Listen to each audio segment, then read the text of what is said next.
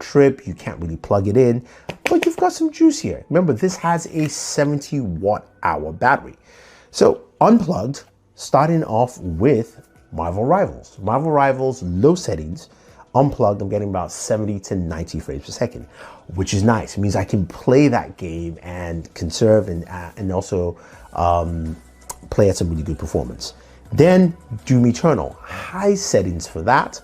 I'm getting about 85 frames per second. This is Unplugged here, which is nice. Now, one thing to note though is that when you're playing Unplugged, you can only go to performance as your max CPU mode, or max mode for in terms of CPU.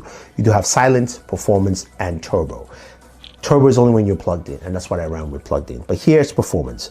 Then of course Street Fighter 6. And Street Fighter 6 again is 60 frames per second. It runs that unplugged or plugged that way at the high settings, which is nice to see.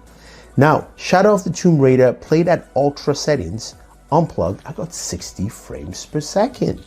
This is also very nice to see. Again, some really smooth performance on here. An older game, but it's nice to see that I can actually just play that unplugged and not have an issue. While Forza Horizon 5, unplugged, 60 FPS, which is good.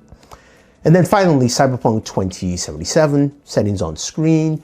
I'm playing this and getting about 80 frames per second. Again, Cyberpunk, that is impressive on a gaming tablet.